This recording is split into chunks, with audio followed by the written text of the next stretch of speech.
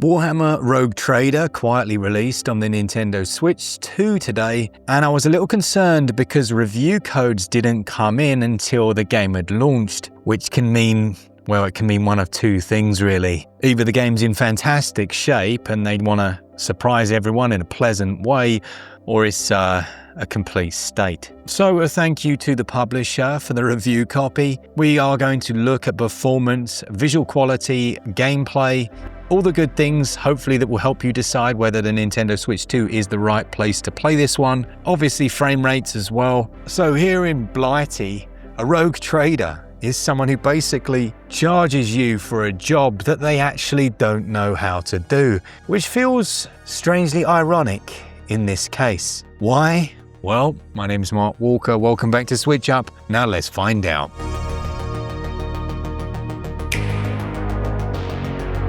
So what exactly do you get then in the Switch 2 package? Now the first thing I actually noticed, which is a bit odd, is that you can actually choose which anti-aliasing technique you want to use. SMAA, which is notoriously a little bit easier to use, or at least, less taxing. And then you've got TAA, which is temporal anti-aliasing. With anti-aliasing, if you turn it off entirely, you will get a sharper image, but at the cost of those stepped edges on anything that has a curve on it, or even a straight line, you'll see it on the edges. So let's start off with SMAA and see what that looks like. Other than that, you've got the option to change brightness, contrast, and gamma, a few sound options, and also quite an extensive colorblind customization setting, which is nice to see. The game has 6 different difficulty modes. Well, I should say 5, and then 1 that you can customize to your liking. And that includes things like the enemy unit dodge modifier, how much of a bonus cover is going to afford you within the game, things like party momentum. There's a lot that you can customize, but I'm going to go for normal mode because I'm not feeling too daring and I don't want things too unfair. Now, as well as this, you can create your own custom character or choose one of 3 pre-mades. They come with an archetype. So for example, you've got soldier, operative, or warrior, but it's all about custom for me. You get a load of options and it uses the old school Baldur's Gate style portraits that I absolutely love. You can then choose whether you have the male or female body, a variety of different faces. It's not overly detailed, but I'm guessing that these are going to be seen from quite the distance, and whether you want to be a little bit tonkin or more lean. The game scores brownie points in its character customization for having a beard section with some of the finest beards I've seen in a while. You can have the old mutton chops if you want. There are a lot of beards here. Now, the very first bug that I've managed to find is one that absolutely destroys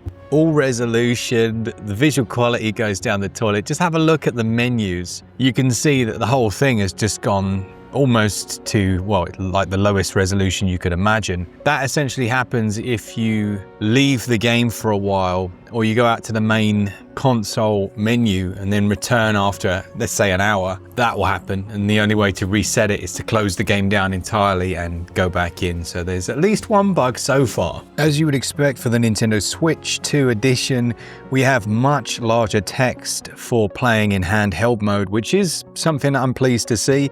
It's almost too big when you're playing in docked, but I would rather it was that way round. You can really clearly see what I was talking about earlier with the anti-aliasing. When you use TAA, you get a much blurrier image, but SMAA, while it's clearer, the jaggies are much more noticeable. But turn it off and my goodness, do you notice it? So we're not working with a 4K resolution here, not even close by the looks of it. But in this style of game, it doesn't matter necessarily. It really depends how it performs when you're in actual combat. And so then we jump into battles. Now, straight away, there is a lot to say, really. Visually, the Switch 2 version isn't that impressive. Now, mainly that's down to the resolution, but it's also the uncapped frame rate. I would have hoped for at least a 30 FPS lock, but there are some slight stutters. There are some changes to performance depending on exactly what's loading, and there does seem to be an issue in terms of the amount the system is struggling when it's loading certain assets. But stick with me because things get really strange. Sadly, when the size of the battle goes up, performance only gets worse. It really is quite poor. There are loading stutters and delays between actions. Explosions cause the game to essentially pause momentarily. But then at other times, performance seems fine. Like suddenly it went to 60 frames per second after the first 45 minutes of play. It feels like a Switch 1 edition in almost every way, with an uncapped frame rate labeled as a Switch 2 edition in the hope that it will just run okay. Because as you can see in these areas, it's running significantly better than it was before. Just take a look at the way the shadow is rendering under the player when you move left and right. It's stuttering and jumping all over the place. I've never actually seen anything quite like that before. It's like it's being rendered at a completely different frame rate. Now I need to check this, but it's bearing all the hallmarks of a badly optimized Unreal Engine game. Either that or Unity. I've also seen quite a bit of texture streaming issue. So they're not loading on certain surfaces, or they're loading in very slowly after the game's actually started. Overall texture quality is quite poor. The lighting actually isn't terrible, but it's so low res that it's very aliased. So that's the visual. In handheld, it's much the same, obviously shrunk down. It may look slightly nicer to you.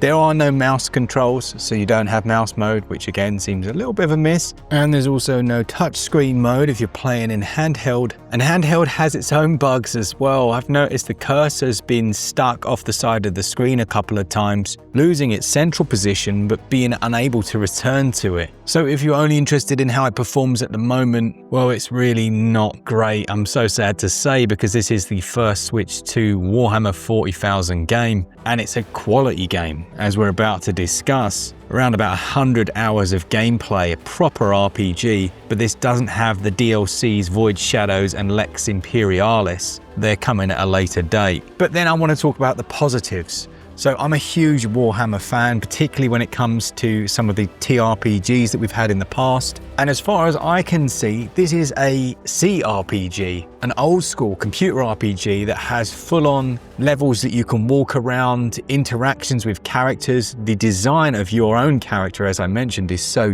deep and detailed. It feels like old AD&D rules. And then I've also noticed that all the dialogue seems to be voice acted, and really well acted actually. And they'll reference parts of your character design, which is a really nice touch. The combat as well has some very cool ideas. Proximity perks from people you're close to, a cover mechanic that will be very familiar with the level of shield showing the cover afforded by that item, and so many different classes as well as skills and leveling up. This is a proper RPG, but it's just let down by that performance. You can also do all the good things you'd expect, things like looting corpses of enemies, and it sends either the loot to your cargo of your ship, because you have your own ship that you eventually move around the galaxy in, or you can send it to your character and then equip items in the standard way. It feels very Baldur's Gate. And as I mentioned at the start of this section, you're looking at over 100 hours, but just not ready.